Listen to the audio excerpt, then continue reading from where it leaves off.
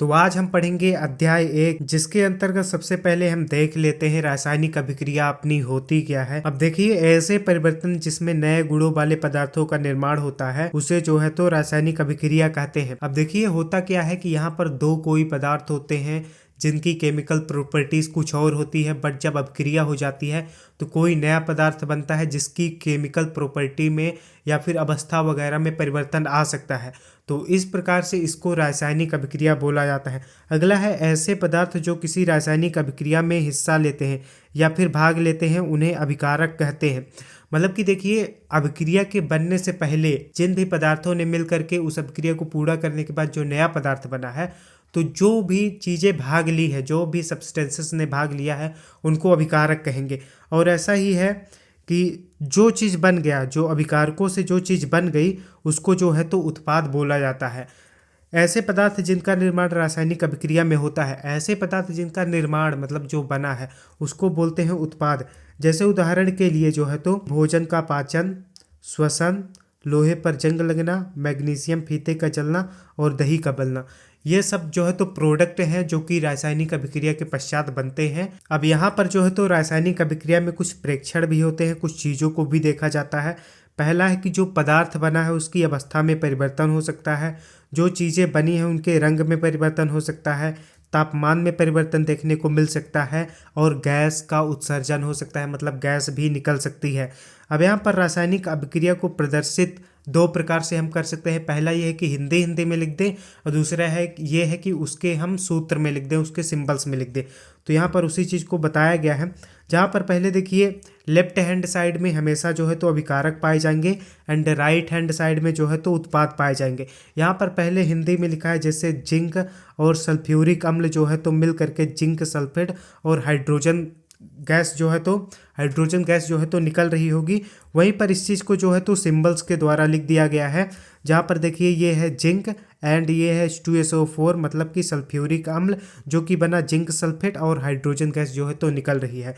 ठीक है, यहाँ पर देखिए लेफ्ट हैंड साइड है और राइट हैंड साइड है। तो लेफ्ट हैंड साइड वाले को हम लोग बोलेंगे जो है तो अभिकारक, एंड जो चीज़ें राइट साइड में होंगी उनको हम उत्पाद बोलते जाएंगे। अब देखिए अगले पेज में अगर चलें तो रासायनिक समीकरण की जो है तो परिभाषा दी है। अब देखिए रासायनिक समीकरण क्या होता है कि जहाँ पर हम चीज़ों को सिंबल्स के फॉर्म में लिखते हैं। ठीक है, मतलब ABCD के फॉर्म में लिख रहे होंगे। जैसे हाइड्रोजन है तो हाइड्रोजन हिंदी में नहीं लिखने जाएंगे, हाइड्रोजन को H से डिनोट कर देंगे, तो उसको बोलते हैं सिंबल्स। और रासायनिक समीकरण में हम इन्हीं सिंबल्स का उपयोग करते हैं अपनी अभिक्रियाओं को दर्शाने के लिए। तो देख लेते हैं रासायनिक समीकरण क्या होता है। तो रासायनिक अभिक्रिया रासायनिक समीकरण द्वारा निरूपित की जाती है, मतलब कि रासायनिक समीकरण के द्वारा प्रस्तुत किया जाता है। रासायनिक समीकरण में तत्वों और प्रतीकों या अभिकारक उत्पादों को रासायनिक सूत्र उनकी भौतिक अवस्था के साथ लिखे जाते हैं। मतलब कि जो भी अभिकारक है, जो भी अभिक्रिया हुई है, उसको जो है तो उनके सूत्रों के साथ लिखा जाता है और उनकी अवस्था को भी दर्शाते हैं। अब अवस्था क्या होती है, जैसे मान लीजिए कि गैसीय अवस्था है पदार्थ की, तो उसको हम g से डिनोट कर देंगे। जैसे किसी पदार्थ की लिक्विड अवस्था है, मतलब कि द्रवीय अवस्था है, तो उसको हम जो है तो लिक्विड l से डिनोट कर देंगे। मान लीजिए कोई विलयन है। अब विलयन क्या होता है, जैसे शक्कर का विलयन, अगर शक्कर को पानी में घोल देंगे वो शक्कर का विलयन हो जाएगा, नमक को पानी में घोल देंगे नमक का विलयन हो जाएगा। ठीक है, तो इसको विलयन कहते हैं और इंग्लिश में इसको एक्वस बोला जाता है, जिसको हम AQ से जो है तो अपनी अभिक्रियाओं में डिनोट कर देंगे। इसके अलावा क्या होता है, सोलिड चीज़ें, जो कि चीज़ें सोलिड अवस्था में होती हैं, उसको हम S से डिनोट करेंगे। एंड इनके अलावा होता है एक प्रेसिपिटेट, जिसको हम जो है तो P से डिनोट करते हैं। अब ये प्रेसिपिटेट क्या होते हैं, जिनको जल में घोला नहीं जा सकता है। सोलिड तो सोलिड है, जैसे आयरन हो गया, बाकी एक्वस विलयन हो गया, लिक्विड जो है तो किसी चीज़ की अगर द्रवीय अवस्था हो, एंड गैस जैसे हाइड्रोजन ऑक्सीजन वगैरह हो गई। अब देखिए जो है तो रासायनिक अभिक्रिया में कुछ आवश्यक परिस्थितियां भी हो सकती हैं, जैसे ताप, दाब, उत्प्रेरक आदि को हम क्या करेंगे, जो तीर रहती है ना अभिक्रिया वाली, उसके ऊपर जो है तो हम दर्शा देते हैं, ऊपर या फिर नीचे दर्शा देते हैं। अब रासायनिक समीकरण तो अपना हो गया, बट इस रासायनिक समीकरण को संतुलित करना भी आवश्यक है। अब क्यों आवश्यक है, द्रव्यमान संरक्षण के नियम के अनुसार। रासायनिक अभिक्रिया को संतुलित करना क्यों आवश्यक है? तो द्रव्यमान संरक्षण के नियम के अनुसार किसी भी रासायनिक अभिक्रिया में द्रव्यमान का ना तो निर्माण होता है और ना विनाश होता है, इसलिए जो है तो रासायनिक अभिक्रिया को जो है तो संतुलित करना आवश्यक हो जाता है। अब देखिए वहीं पर एक बार और उसी चीज़ को लिखा है। रासायनिक अभिक्रिया में सबसे पहले अभिकारक को लिखते हैं, इसके पश्चात तीर के बाद हम उत्पाद को लिख देते हैं। प्रत्येक तत्व के परमाणुओं की संख्या जो है तो समान होनी चाहिए, मतलब कि तीर के पहले जितने परमाणु थे तीर के बाद भी उतने ही परमाणु होने चाहिए। परमाणु संख्या घटी या फिर बढ़ी नहीं होनी चाहिए। अब यहाँ पर एक और चीज़ निकल के आती है इसी से, रासायनिक समीकरण को संतुलित करना। इसका जो एनसीईआरटी आपका मेथड देती है वो है हिट एंड ट्रायल मेथड, मतलब चरणबद्ध संतुलित करना। अब चरणबद्ध क्या होता है कि हम एक एक सब्सटेंस को लेते हैं और लेफ्ट हैंड साइड में देखते हैं और राइट हैंड साइड में देखते हैं, उसके बाद जो है तो इसको संतुलित करने का प्रयास करते हैं। आइए सीखते हैं कि रासायनिक समीकरण को संतुलित कैसे किया जाता है। तो सबसे पहले आपको मेटल्स को देखना है, मेटल्स को संतुलित करना है। उसके बाद नॉन मेटल्स को संतुलित करना है। उसके बाद आपको ऑक्सीजन को संतुलित करना है और सबसे अंतिम में जो है तो आपको हाइड्रोजन को संतुलित करना है। तो चलिए देखते हैं यहाँ पर। तो सबसे पहले हम मेटल्स को संतुलित करेंगे। तो मेटल हमारे सामने आ रहा है Fe आयरन।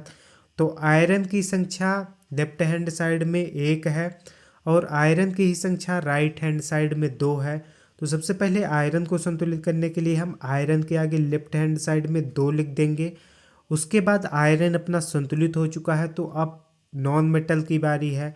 तो नॉन मेटल्स तो नहीं है लेकिन ऑक्सीजन है, तो ऑक्सीजन को संतुलित करेंगे। इधर ऑक्सीजन की जो है तो जो संख्या है लेफ्ट हैंड साइड में वो हमको 1 दिख रही है और राइट हैंड साइड में जो ऑक्सीजन की संख्या है वो हमको 3 दिख रही है।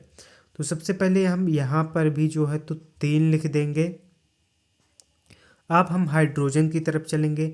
तो हाइड्रोजन की संख्या इधर जो है तो 6 हो चुकी है और जो है तो हाइड्रोजन की संख्या जो है तो इधर है 2 ही है। तो इधर भी हम हाइड्रोजन की संख्या जो है तो 3 कर लेंगे। अब वापस से मिला लेंगे कि अपने सभी तत्व जो है तो संतुलित हुए या फिर नहीं। तो आयरन की संख्या लेफ्ट हैंड साइड में 2 है और इधर भी जो है तो आयरन की संख्या 2 ही है।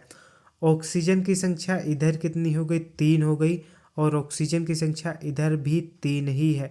उसके बाद अपना बचता है हाइड्रोजन। तो हाइड्रोजन की संख्या इधर 6 है और इधर भी हाइड्रोजन की संख्या 6 हो गई है। इसका मतलब हमने रासायनिक समीकरण को संतुलित कर लिया है। अब अगर आप चाहते हैं कि रासायनिक समीकरण को संतुलित कैसे किया जाता है, इसके ऊपर मैं एक वीडियो लेकर के आऊँ तो आप कमेंट सेक्शन में मुझको बता सकते हैं। अब इसके बाद जितनी भी नीचे चीज़ें हैं वहाँ पर ये रासायनिक समीकरण को ही संतुलित करने के बारे में बताया है। अब अगली चीज़ निकल के आती है अभिकारकों एवं उत्पादों की भौतिक अवस्था को लिखना, जहाँ पर हम ठोस जो चीज़ें होंगी उसको स्मॉल एस से डिनोट करेंगे। उसके बाद जो है तो जो द्रवीय अवस्था होगी उसको हम स्मॉल एल से दर्शाएंगे, क्योंकि एल का मतलब लिक्विड होता है। उसके बाद जितनी भी चीज़ें गैसीय अवस्था में होंगी उसको हम स्मॉल जी से डिनोट करेंगे। उसके बाद जो जलीय विलयन होगा उसको हम एक्वस मानी AQ से डिनोट करेंगे। जैसे यहाँ पर एक समीकरण दिया हुआ है जहाँ पर 3Fe है। अब Fe मतलब आयरन सॉलिड अवस्था में होता है तो स्मॉल s से डिनोट किए हैं। उसके बाद H2O हाइड्रोजन यानी ऑक्सीजन एक गैस है तो उसको G से डिनोट किए हैं। उसके बाद फेरिक ऑक्साइड की भी अवस्था को हम S से ही दर्शाए हैं। उसके बाद हाइड्रोजन गैस को भी जो है तो हमने G से दर्शाया है क्योंकि गैसीय अवस्था में है। उसके बाद कुछ जो है तो आवश्यक परिस्थितियां आ जाती हैं, जैसे ताप आ जाता है, दाब आ जाता है और उत्प्रेरक भी आ जाते हैं, जिसको हम जो रासायनिक अभिक्रिया होती है उसके तीर के नीचे या फिर ऊपर जो है तो हम दर्शाते हैं। अब हम पढ़ते हैं रासायनिक अभिक्रिया के प्रकार। तो देखिए पहला प्रकार है संयोजन अभिक्रिया। अब इसमें होता क्या है कि कोई 2 चीज़ें मिल करके जो है तो कोई तीसरी चीज़ बनाएंगी, बट वो कैसी रहेगी? सम्मिलित अवस्था में रहेगी, मतलब एक ही अवस्था में रहेगी। मतलब आप एग्जाम्पल समझिए, जैसे मान लीजिए कि एक मुर्गी है और दूसरा चीता है, तो इन दोनों की जब अभिक्रिया कराएंगे तो तीसरी चीज़ जानते हैं क्या निकल के आएगी? ऐसा चीता जो कि मुर्गी जैसा, ठीक है। तो ये होती है संयोजन अभिक्रिया, जहाँ पर दो चीजें मिल करके कोई एक चीज बन जाती है। यहाँ पर एग्जाम्पल से दिया है, जैसे ए है और बी है और ये मिल करके सी का निर्माण जो है तो करेंगे, जिसमें से पहला उदाहरण है कोयले का दहन। जब हम कोयले की अभिक्रिया ऑक्सीजन से करा देते हैं, मतलब कि कोयले को जब जलाते हैं तो ऑक्सीजन होगी तभी तो जलेगा, इसलिए ओ लिखा है। तो हमको क्या मिलता है, कार्बन डाइऑक्साइड गैस मिलती है। मतलब कि एक तरफ हमने कोयला लिया, सी से जिसको दर्शाया, और दूसरी तरफ हमने ऑक्सीजन लिया। ऑक्सीजन क्यों लिया, क्योंकि ऑक्सीजन की उपस्थिति में हमको जलाना है। तो हमको क्या मिल गया, कार्बन डाइऑक्साइड मिल गई। अब वही दूसरा है जल का निर्माण। अब जल का निर्माण कैसे होगा, हम हाइड्रोजन गैस को लेंगे एंड ऑक्सीजन गैस को लेंगे, और ये दोनों ही चीज़ें जो है तो मिल करके H2O मतलब कि जल का निर्माण करेंगी। मतलब देखिए चीज़ें अलग अलग है, हाइड्रोजन है, ऑक्सीजन है, लेकिन जब बना तो वो क्या बना, जल का निर्माण किया, H2O का निर्माण किया, लिक्विड का निर्माण किया, ठीक है। जैसे हाइड्रोजन भी गैस है, ऑक्सीजन भी गैस है, लेकिन जो चीज बनी वो क्या बनी, लिक्विड बनी है। अब उसी प्रकार से हम कैल्शियम ऑक्साइड को लेते हैं, जिसको बिना बुझा हुआ चूना भी कहा जाता है, जिसकी अभिक्रिया हम H2O मतलब जल के साथ करा देते हैं, जो कि लिक्विड अवस्था में होगा। आप अवस्थाओं का ध्यान जरूर से रखिएगा, वहां पर यस, जी, एक्यू वगैरह लिखा होगा। जिसके बाद हमको क्या मिलता है, कैल्शियम हाइड्रोक्साइड का एक्वस, मतलब कि कैल्शियम हाइड्रोक्साइड का विलयन देखने को मिलता है, जिसको हम बुझा हुआ चूना भी कहते हैं, क्योंकि अब वो पानी में मिल गया है। अब बिना बुझा हुआ चूना, जो कि सूखा चूना है, जिसकी अभिक्रिया पानी से नहीं की गई है, उसको बोलेंगे बिना बुझा हुआ चूना। और पानी मिलाने के बाद वो क्या बन जाएगा, बुझा हुआ चूना अवस्था क्या हो जाएगी, एक्वस हो जाएगी, विलयन हो जाएगा। यहाँ पर जैसा कि आपने देखा कि कैल्शियम ऑक्साइड है, ठीक है, और जल के साथ अभिक्रिया कराए तो हमको एक चीज प्राप्त होती है, कैल्शियम हाइड्रोक्साइड। तो ये थी अपनी संयोजन अभिक्रियाएं, इंग्लिश में इनको कॉम्पोजिशन रिएक्शन भी बोला जाता है। और यहाँ पर अगली अभिक्रियाओं के प्रकार हैं ऊष्माक्षेपी अभिक्रिया एंड ऊष्माशोषी अभिक्रिया। यहाँ पर हम ऊष्माक्षेपी अभिक्रिया को पढ़ेंगे, क्योंकि जितने भी हमने एग्जाम्पल देखे वहाँ पर ऊष्माक्षेपी अभिक्रिया भी हो रही थी। तो ऊष्माक्षेपी अभिक्रिया क्या होती है, तो जिन अभिक्रियाओं में उत्पाद के साथ साथ ऊष्मा का भी उत्सर्जन होता है, मतलब ऊष्मा भी जो है तो निकलती है, उसको बोलते हैं ऊष्माक्षेपी अभिक्रिया। यहाँ पर क्या होगी कि जब प्रोडक्ट अपना बन रहा होगा या फिर बन चुकेगा, तो उसके बाद ऊष्मा भी निकलेगी। तो जैसे जब आप उस प्रोडक्ट को छुएंगे तो वो गर्म गर्म होगी, और इससे हमको पता चलता है कि इसके साथ साथ ऊष्मा भी निकली है। जैसे कुछ एग्जाम्पल दिए गए हैं यहाँ पर, प्राकृतिक गैस का दहन, जहाँ पर CH4 मतलब मीथेन को ऑक्सीजन की उपस्थिति में जलाते हैं तो हमको क्या मिलता है, कार्बन डाइऑक्साइड मिलती है, H2O मिलता है गैस की फॉर्म में, एंड जो है तो हमको ऊष्मा भी मिलती है, मतलब कि ऊष्मा का भी उत्सर्जन हो रहा है। उसी प्रकार से जो है तो जो दूसरा एग्जाम्पल है वो है श्वसन का। तो जैसे ये C6H12O6 जो ग्लूकोज है, जब ऑक्सीजन की उपस्थिति में इसका पाचन होता है तो हमको जो है तो कार्बन डाइऑक्साइड गैस निकलती है, जल मिलता है, एंड थोड़ा सा हीट भी बढ़ती है, मतलब ऊष्मा भी निकलती है इस अभिक्रिया के दौरान। तो जैसा कि पहले भी बताया जा चुका है कि ऊष्माक्षेपी को हम पढ़ चुके हैं, और ऊष्माशोषी अभिक्रिया को बाद में देखेंगे। अगला अभिक्रिया का प्रकार है जो कि दूसरा प्रकार है वियोजन अभिक्रिया, मतलब कि टूटने की अभिक्रिया, डीकम्पोजिशन रिएक्शन इसको इंग्लिश में बोला जाता है। अब देखिए इस अभिक्रिया में क्या होता है, तो इस अभिक्रिया में एकल अभिकारक, मतलब कि कोई एक अभिकारक होगा और टूट करके दो या दो से अधिक उत्पादों का निर्माण करेगा। जैसे क्या होगा कि जैसे एकल अभिकारक है ये, इसको मान लीजिए हम हथौड़ा से तोड़ते हैं तो क्या बनेगा अपना, दो या फिर दो से अधिक जो है तो उत्पाद बनेंगे इसमें। तो इसको बोलते हैं वियोजन अभिक्रिया। अब देखिए जैसा कि यहाँ पर भी लिखा हुआ है कि ए को अगर तोड़ा जाता है तो वो B और C में टूटता है, मतलब कि एक चीज़ को हम तोड़ रहे हैं तो उससे हमको दो या दो से अधिक चीज़ें मिल रही हैं। ये तो होता ही है, एक चीज़ को अगर तोड़ेंगे तो उसमें दो या दो से अधिक चीज़ें हमको प्राप्त होंगी। अब तोड़ने के लिए कोई चीज़ चाहिए ना, जैसे हमने हथौड़ी से तोड़ा था, तो वैसे भी तोड़ने के भी अलग अलग प्रकार होते हैं।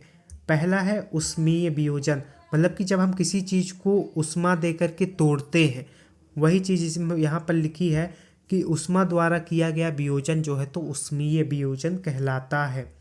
अब आगे चले तो उदाहरण दिया हुआ है फेरस सल्फेट का।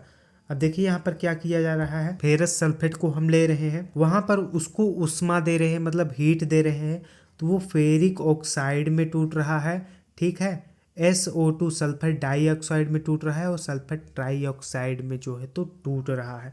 तो यहाँ पर जैसे एकल जो है तो अभिकारक है, बट वो 2 या 2 से अधिक उत्पादों में टूट रहा है। अब देखिए फेरस सल्फेट का होता है हरा रंग, फेरस सल्फेट का जो रंग है वो हरा देखने को मिलता है, बट जो फेरिक ऑक्साइड हमको प्राप्त हुआ है उसका रंग भूरा लाल रंग देखने को मिलता है। तो ये चीज़ों को भी आपको ध्यान में रखना है। अब अगली चीज़ है कैल्शियम कार्बोनेट यानी चूने का पत्थर। इसमें जब जो है तो उष्मा दी जाती है तो कैल्शियम ऑक्साइड और कार्बन डाइऑक्साइड में जो है तो टूटेगा। क्या दे रहे हैं? हीट दे रहे हैं। तो कैल्शियम ऑक्साइड मतलब कि कैल्शियम जो ऑक्साइड है बिना बुझा हुआ चूना, और कार्बन डाइऑक्साइड जो है तो गैस निकल रही है। उसी प्रकार से पहला जो है तो हमने वियोजन पढ़ा उष्मीय वियोजन, उसी प्रकार से जो दूसरा वियोजन है उसको बोलते हैं वैद्युत वियोजन। अब जो है तो हम इलेक्ट्रिसिटी द्वारा उस चीज को तोड़ रहे होंगे। तो यहाँ पर देखिए विद्युत धारा प्रवाहित कर होने वाले वियोजन को क्या बोलते हैं? वैद्युत वियोजन बोलते हैं। अब इसके लिए हमने एग्जाम्पल लिया है पानी का। अब देखिए पानी को क्या किया जाता है कि एक मग में रखा जाता है जहाँ पर हम विद्युत धारा को प्रवाहित करते हैं। तो जो है तो पानी किससे मिलकर के बना था? हाइड्रोजन और ऑक्सीजन से। तो हाइड्रोजन में इधर टूट गया और ऑक्सीजन में टूट जाता है। एक यहाँ पर आपको ट्रिक याद रखनी है, पाव PAO।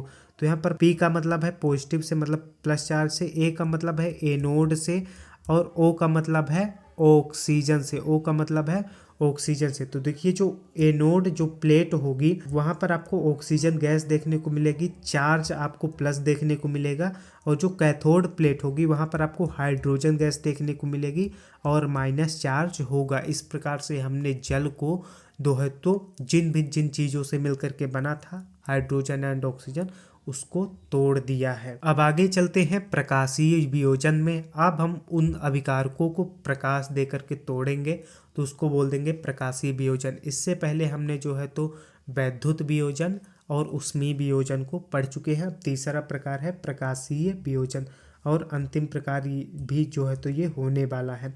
तो सूर्य के प्रकाश की उपस्थिति में, जब सूर्य का प्रकाश उपस्थित हो तो उसकी उपस्थिति में होने वाले वियोजन के जो है तो हम प्रकाशीय वियोजन कहते हैं। जहाँ पर हम क्या ले रहे हैं? सिल्वर क्लोराइड को ले रहे हैं, ठीक है। उसमें जो है तो सूर्य के प्रकाश में रख रहे हैं तो वो टूट जाता है, किसमें? Ag मतलब सिल्वर में, और क्लोराइड गैस जो है तो मुक्त हो जाती है, क्लोराइड गैस भी निकलती है। अब अगला जो है तो है सिल्वर ब्रोमाइड। इसको अगर सूर्य के प्रकाश में रखते हैं तो वो Ag मतलब सिल्वर में टूट जाता है, और दूसरा B ब्रोमीन मतलब ब्रोमीन गैस जो है तो बाहर निकल रही है। इसको बोलते हैं प्रकाशीय वियोजन। अब देखो यार इन सब चीज़ों को आपको थोड़ा थोड़ा याद रखना पड़ेगा। अगर आपको चीज़ों के सिंबल्स पता है और अगर आपने अभिक्रिया को ध्यान में रख लिया, अभिक्रिया को समझ गए हैं, तो फिर समस्याएं नहीं होने वाली हैं। इस अभिक्रिया का प्रयोग मतलब जो प्रकाशीय वियोजन है इस अभिक्रिया का प्रयोग जो है तो श्वेत शाम फोटोग्राफी में किया जाता है। अब अगली अभिक्रिया की निकल के आती है ऊष्माक्षेपीय अभिक्रिया को हमने पढ़ चुका है, जहाँ पर जो है तो ऊष्मा निकल रही है। जब कहीं से कोई चीज़ निकलती है तो बाहर दिखती है, तो उस चीज़ को अगर छुएंगे तो वो गर्म से प्रतीत होती है। अगला है ऊष्मा शोषी अभिक्रिया। तो इसमें क्या है? जिन अभिक्रियाओं में अभिकारकों को तोड़ने के लिए ऊष्मा प्रकाश या विद्युत की आवश्यकता होती है उसको ऊष्मा शोषी अभिक्रिया बोला जाता है। मतलब कि हीट हमको देना है, चाहे हम उसको विद्युत से दे, चाहे प्रकाश से दे, चाहे या फिर मैनुअली हीट करें, बस हीट देना है तो वो अपने अंदर हीट को लेगा और वो जो है तो टूट जाएगा, ठीक है। तो इसको बोलेंगे ऊष्मा शोषी अभिक्रिया। अब अभिक्रिया का जो है तो जो तीसरा प्रकार है वो निकल के आता है विस्थापन अभिक्रिया, मतलब डिस्प्लेसमेंट रिएक्शन। इसमें क्या होता है कि जो अभिकारक रहेंगे वो जब उत्पाद की तरफ जाएंगे तो पहले किसी और के साथ रहेंगे और उत्पाद में जाते समय किसी और के साथ हो जाएंगे, ठीक है।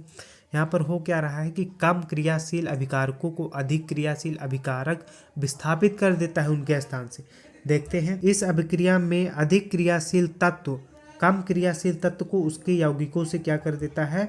विस्थापित कर देता है, अलग कर देता है। जैसे यहाँ पर अगर देखें तो यहाँ पर लोहा अधिक क्रियाशील है और कॉपर सल्फेट जो है तो कम क्रियाशील है लोहे के मुकाबले। तो जब कॉपर सल्फेट और लोहे की जो है तो हम अभिक्रिया करा देते हैं तो अभिक्रिया के पश्चात देखते हैं कि ये जो लोहा है ये सल्फेट के साथ जाकर के मिल जाता है, मतलब फेरस सल्फेट का एक्वस बना लेता है और कॉपर को जो है तो मार के जो है तो बाहर कर देता है। यहाँ पर देखिए कॉपर बाहर हो गया है। कॉपर पहले सल्फेट के साथ जुड़ा हुआ था बट फेरस सल्फेट के साथ जुड़ गया है और कॉपर को जो है तो बाहर कर दिया है। मतलब कि जो अधिक क्रियाशील तत्व हैं वो कम क्रियाशील वाले को विस्थापित कर रहे हैं। इसको बोलते हैं डिस्प्लेसमेंट रिएक्शन, विस्थापन अभिक्रिया। अब यहाँ पर देखिए इससे ही जुड़ा हुआ एक प्रयोग आता है जो कि ये है। अब इसमें क्या होता है कि कॉपर सल्फेट के जो विलयन में जो कि नीले कलर का है उसमें जो है तो लोहा यानी कि आयरन की कील को डालते हैं। जहाँ पर हम जब प्रेक्षण करते हैं तो ये देखते हैं कि जो कॉपर सल्फेट का विलयन जो नीले कलर का था वो कॉपर मतलब कि आयरन की कील डालने के बाद जो है तो हल्के हरे रंग में परिवर्तन हो गया है। तो चलिए देखते हैं। तो लोहे की कील पर भूरे रंग की जो है तो परत जम गई है। भूरे रंग की परत किसकी जमी है?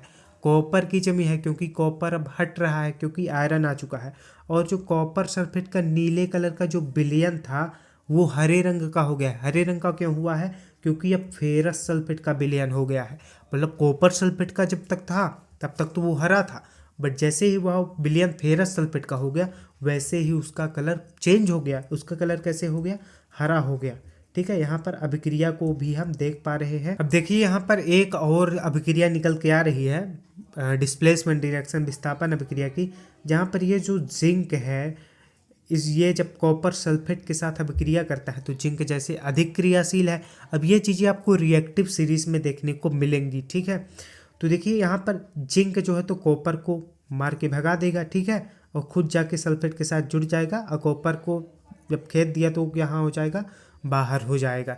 तो ये है अपनी विस्थापन अभिक्रिया, जहाँ पर क्या हो रहा है कि अधिक क्रियाशील तत्व कम क्रियाशील तत्वों को क्या कर रहा है? बाहर कर रहा है और खुद उनके साथ जाके जुड़ रहा है, और जो पहले से जुड़ा है कम क्रियाशील तत्व उसको बाहर कर रहा है। अब विस्थापन अभिक्रिया के बाद द्विविस्थापन अभिक्रिया को पढ़ते हैं जो कि अपनी चौथी अभिक्रिया का प्रकार है। तो यहाँ पर द्विविस्थापन अभिक्रिया क्या है? किसमें जो इस अभिक्रिया में उत्पादकों का निर्माण दो यौगिकों के बीच आयनों के आदान प्रदान से होगा। मतलब कि जो उत्पादकों का निर्माण होगा वो दो अभिकारकों के बीच आयनों के जो है तो आदान प्रदान से होगा। मतलब कि एक अपना आयन दूसरे को दे देगा और दूसरे से उसका आयन खुद ले लेगा। यही है जो है तो द्विविस्थापन अभिक्रिया, जहाँ पर देखते हैं कुछ ऐसा होगा।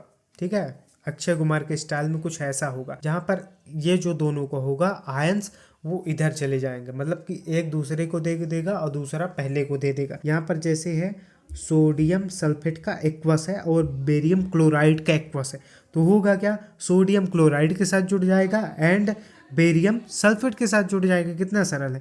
तो ये हो गया बेरियम सल्फेट और दूसरा हो गया सोडियम क्लोराइड। मतलब कि जो सोडियम और बेरियम है, ठीक है, वो अब आयंस का एक्सचेंज कर लेंगे। जैसे सोडियम यहाँ पर सल्फेट के साथ था तो इधर हो जाएगा सोडियम क्लोराइड के साथ, और बेरियम क्लोराइड के साथ था तो इधर आ जाएगा सल्फेट के साथ। ये क्या है? अपनी द्विविस्थापन अभिक्रिया, मतलब दो लोग अपनी जगह का एक्सचेंज कर रहे हैं। अब आगे देखते हैं। बेरियम सल्फेट यानी BaSO4 के सफेद अबिलेय अवक्षेप का निर्माण होता है। मतलब प्रेसिपिटेट इसी को बोलते हैं, अपक्षेप का, इसलिए इस अभिक्रिया को अपक्षेपण अभिक्रिया भी कहते हैं। अपक्षेपण अभिक्रिया मतलब प्रेसिपिटेट रिएक्शंस। अब अगली अभिक्रिया का प्रकार है उपचयन एंड अपचयन अभिक्रिया। इसको भी समझेंगे बहुत ही अच्छे से। उपचयन अभिक्रिया क्या होती है सबसे पहले समझ लेते हैं। तो जो जहाँ पर ऑक्सीजन का जो है तो वृद्धि होती है, ठीक है, या फिर हाइड्रोजन का जो है तो ह्रास होता है, उसको बोलते हैं उपचयन अभिक्रिया। मतलब जहाँ पर ऑक्सीजन बढ़ जाए, ऑक्सीजन की संख्या बढ़ जाए या फिर हाइड्रोजन की संख्या घट जाए, उसको भी जो है तो उपचयन अभिक्रिया कहेंगे। जैसे यहाँ पर देखिए जो कार्बन है वहाँ पर ऑक्सीजन नहीं है, बट जब O2 से रिएक्ट कर लेता है तो जो है तो ऑक्सीजन की संख्या में क्या हो जाती है? वृद्धि हो जाती है। तो उसको हम उपचयन अभिक्रिया कह सकते हैं। जैसे यहाँ पर कॉपर है, कॉपर जब ऑक्सीजन के साथ अभिक्रिया कर लेता है तो वहाँ पर कॉपर ऑक्साइड हो जाता है, जहाँ पर जो है तो अगेन ऑक्सीजन की संख्या बढ़ जा रही है। देखिए दोनों ही जो कार्बन है जो कॉपर है, यहाँ पर क्या ऑक्सीजन है? नहीं है। लेकिन जब हमारा प्रोडक्ट निकल रहा है, प्रोडक्ट पर हमको ध्यान देना है। जब हमारा प्रोडक्ट निकल रहा है तब ऑक्सीजन की संख्या है। बस यहीं पर इतनी ही चीज़ों पर हमको ध्यान देना है। अगला क्या है? कॉपर ऑक्साइड एंड अगला है हाइड्रोजन। जब यहाँ पर हीट देते हैं तो कॉपर में जो है तो ऑक्सीजन का ह्रास हो जाता है एंड जो अपना हाइड्रोजन है यहाँ पर ऑक्सीजन की वृद्धि हो जाती है, तो इसको बोलेंगे रिडॉक्स अभिक्रिया। बट उपचयन अभिक्रिया में क्यों दिया है, क्योंकि हाइड्रोजन के पास इधर ऑक्सीजन नहीं है, बट प्रोडक्ट में ऑक्सीजन जो है तो बढ़ गई, वृद्धि हो गई, इसलिए इसको हम उपचयन अभिक्रिया में जो है तो रख सकते हैं। अब उपचयन जैसा ही कुछ है अपचयन अभिक्रिया। अपचयन अभिक्रिया में क्या होगा, हाइड्रोजन बढ़ जाए, हाइड्रोजन जो है तो बढ़ जाए और ऑक्सीजन जो है तो घट जाए, इसको बोलेंगे अपचयन अभिक्रिया। देखिए एग्जाम्पल से समझते हैं। अपचयन अभिक्रिया क्या होती है, जब किसी पदार्थ में ऑक्सीजन का ह्रास हो जाता है, ऑक्सीजन क्या हो रही है, कम हो रही है, और या फिर हाइड्रोजन की क्या हो जाए, वृद्धि हो जाए। ठीक है, जैसे यहाँ पर फिर से जो है तो वही एग्जाम्पल आया है, कॉपर ऑक्साइड जब हाइड्रोजन से अभिक्रिया करता है, तो यहाँ पर समझना है कि कहाँ पर उपचयन हो रहा है, कहाँ पर अपचयन हो रहा है। ठीक है, तो कॉपर को जब हम राइट हैंड साइड में देख रहे हैं तो ऑक्सीजन घट गई। अब जब ऑक्सीजन घट गई तो ये क्या हो गया, अपचयन हो गया। क्या हो गया, अपचयन हो गया। और हाइड्रोजन में जो है तो ऑक्सीजन बढ़ गई, तो यहाँ पर क्या हो गया, उपचयन हो गया है। यह है रेडॉक्स अभिक्रिया का उदाहरण। ठीक है, जहाँ पर कॉपर ऑक्साइड है लेफ्ट हैंड साइड में, ठीक है, राइट हैंड साइड में क्या हुआ, ऑक्सीजन घट गया। कौन सी अभिक्रिया, अपचयन अभिक्रिया। हाइड्रोजन लेफ्ट हैंड साइड में, ऑक्सीजन नहीं है, बट राइट हैंड साइड को जब देख रहे हैं, मतलब कि हमको प्रोडक्ट पर ही ध्यान देना है कि प्रोडक्ट में क्या हुआ, वहीं से हम बता देंगे। तो प्रोडक्ट में हाइड्रोजन में ऑक्सीजन बढ़ गई, तो कौन सी अभिक्रिया, उपचयन अभिक्रिया होती है। तो उपचयन अभिक्रिया ऑक्सीजन बढ़ गई या हाइड्रोजन कम हो गई। ठीक है, अपचयन अभिक्रिया हाइड्रोजन बढ़ गया या ऑक्सीजन जो है तो घट गया। तो उपचयन अपचयन अभिक्रिया हमारे हिसाब से आपको क्लियर है। आगे बढ़ते हैं, आगे देखते हैं कुछ पॉइंट। दैनिक जीवन में उपचयन अभिक्रियाओं को प्रभाव। उपचयन क्या होती है, जहां पर ऑक्सीजन बढ़ जाता है। ठीक है, तो कोई चीजें यहाँ पर ऑक्सीजन से अभिक्रिया कर रही होंगी, तभी तो वहां पर ऑक्सीजन की वृद्धि हुई। इतनी चीजें तो समझ में आ ही रही है। पहली अभिक्रिया निकल के आती है संक्षारण। तो संक्षारण में क्या होता है, जब कोई धातु आर्द्रता यानी नमी या अम्ल एसिड के संपर्क में आती है, तो उसके ऊपरी जो परत है कमजोर हो जाती है, संक्षारित हो जाती है, जैसे मूर्छा लगना, लाल हो जाती है, तो उसको क्या बोलेंगे, उसको बोलेंगे जो है तो संक्षारण। ऑक्सीजन से अभिक्रिया की, ऑक्सीजन ना होती तो संक्षारण देखने को ही नहीं मिलता। अब अगली चीज निकल के आती है लोहे की वस्तुओं पर जंग लगना। कुछ उदाहरण दिया है, चांदी के ऊपर की काली परत, चांदी की जो परत है वहां पर कालापन आ जाना, तांबे की ऊपर हरी परत का चढ़ना। ठीक है, ये सब किस चीज के उदाहरण है, ये सब संक्षारण के उदाहरण हैं। अब अगली चीज इसी से निकल के आ रही है, संक्षारण से ही निकल के आ रही है, बहुत सारे प्रश्न पूछे जाते हैं। ठीक है, अगली चीज निकल के आ रही है, संक्षारण से जो है तो धातुओं को कैसे बचाया जा सकता है। तो पहला है यसद लेपन। पहली चीज क्या निकल के आती है, यसद लेपन। दूसरा है विद्युत लेपन। और पेंट करके, जैसे गेट वगैरह नहीं होते तो वहां पर पेंट काहे करता है आदमी, ताकि वहां पर जंग ना लगे, करके धातुओं को जो है तो बचाया जा सकता है। यसद लेपन क्या है, लोहे की वस्तु पर जंग लगने से बचाने के लिए जस्ते की परत को चढ़ा देना। ठीक है, अब लोहे के ऊपर हमने जस्ते की परत को चढ़ा दिया है, तो डायरेक्ट जो है तो ऑक्सीजन आयरन से अभिक्रिया नहीं करेगी, तो जंग नहीं लगेगी। ठीक है, तो इसी को बोला जाता है यसद लेपन। अगली चीज निकल के आती है विकृत गंधिता। अब विकृत गंधिता क्या होती है, जैसे हम नमकीन हो गया है, चिप्स वगैरह हो गए, कुरकुरे वगैरह हो गए, तो यार हम जब खाते हैं तो मतलब कि अच्छा स्वाद आता है, क्योंकि ऑक्सीजन से रिएक्ट नहीं की जाती है। अगर आप उसी चिप्स को, उसी नमकीन को आप 2 दिन खुला छोड़ दें बाहर, ठीक है, ऑक्सीजन से बढ़िया भरपूर अपक्रिया कर ले, उसके बाद जब आप खाएंगे तो उसके स्वाद में परिवर्तन हो जाएगा। क्यों हो जाएगा, क्योंकि वातावरण की ऑक्सीजन से जो है तो उसने अभिक्रिया कर ली है, तो स्वाद से क्या हो जा रहा है, स्वाद में परिवर्तन आ जा रहा है। इसी को बोलेंगे विकृत गंधिता। अब विकृत गंधिता को जो है तो फटाफट से समझ लेते हैं। तो वसा युक्त और तेलीय खाद्य सामग्री में, अब कुरकुरे चिप्स वगैरह तो इसी के बने होते हैं, वायु के संपर्क में आने पर उपचयित हो जाते हैं। उपचयित मतलब कि ऑक्सीजन की वृद्धि हो जाती है, जिससे उनके स्वाद और गंध में परिवर्तन हो जाता है, और इसी चीज को जो है तो क्या बोला जाता है, विकृत गंधिता जो है तो बोला जाता है। तो ये भी चीज क्लियर हुई। अगली चीज निकल के जो आ रही है वो है विकृत गंधिता को रोकने के उपाय। तो पहली चीज ये है विकृत गंधिता को प्रति ऑक्सीकारक का उपयोग करके। अब इसका क्या मतलब हुआ कि जितनी भी चीजें ऑक्सीजन के अगेंस्ट है उन्हीं का उपयोग कर दो, ठीक है, तो विकृत गंधिता नहीं होगी। जैसे हम देखते हैं कि चिप्स वगैरह के पैकेट फूले रहते, तो क्यों रहते हैं, क्योंकि वहाँ पर नाइट्रोजन गैस का उपयोग किया जाता है। भाई उस पैकेट के अंदर पहले से ये गैस मौजूद है, तो ऑक्सीजन की कहाँ जगह है। तो पहला तो यही है कि प्रति जो है तो ऑक्सीकारक का उपयोग करके। दूसरा है वायुरोधी बर्तन में खाद्य सामग्री रख करके। अब मेक श्योर करें कि जितनी भी तेलीय चीज़ों से युक्त चीज़ें हों उसको कैसे बर्तन में रखें, बिल्कुल वायुरोधी बर्तन में, जहाँ पर हवा ऑक्सीजन आ ही ना पाए। अगला ये है वायु के स्थान पर नाइट्रोजन गैस द्वारा। अब जहाँ पर वायु को आने की जगह थी, अब पहले ही हम नाइट्रोजन गैस को जो है तो रख देंगे तो वायु के लिए जगह ही नहीं बचेगी, तो वो गैस कहाँ से आ पाएगी। जैसे यहाँ पर पहला पॉइंट था प्रति ऑक्सीकारक का उपयोग करके। अगला है शीतलन द्वारा। अगली चीज़ क्या निकल के आ रही है, शीतलन द्वारा, मतलब चीज़ों को ठंडे करके। जैसे हम कई बार देखते हैं कि घर में जो सब्जियां वगैरह बच जाती हैं, ताकि उनका टेस्ट ना बिगड़ जाए, उनकी गंध ना बिगड़ जाए, तो हम क्या करते हैं, उनको फ्रिज में रख करके ठंडा करते हैं। तो ये अगला पॉइंट निकल के आ रहा है शीतलन द्वारा। अब यहाँ से होता है आपका एक पार्ट कंप्लीट। उम्मीद है कि आपको जो है तो ये लेक्चर या फिर ये वन शॉट पसंद आया होगा, और कैसा आपको कहाँ पर प्रॉब्लम गई, कैसा ये वन शॉट रहा, कुछ खराबियाँ अगर हमारे बोलने के ढंग में हो तो आप कमेंट सेक्शन में ज़रूर बताइएगा। और विज्ञान के अध्याय 2 अम्ल क्षारक और लवण का जो है तो वन शॉट लेक्चर बहुत ही जल्दी आने वाला है। तब तक आप बिल्कुल बढ़िया से तैयारी करते रहें। और ये वीडियो यार सभी लोग देख सकते हो, जितने भी लोग यार हिंदी मीडियम से पढ़ाई करते हो। अगर आपकी बुक्स भी एनसीईआरटी बेस्ड है तो ये वीडियो यार आपके लिए 100% देखना इम्पोर्टेंट है। और परीक्षा के दृष्टिकोण से भी अब टाइम बहुत कम बचा हुआ है, तो जितने भी लोग यार अभी तक पढ़ाई नहीं किए थे तो अभी भी बहुत देर नहीं हुई है, अभी भी आप पढ़ाई को स्टार्ट कर सकते हैं और परीक्षा में अच्छे अंक ला सकते हैं। बहुत बहुत धन्यवाद आपका ये लेक्चर देखने के लिए।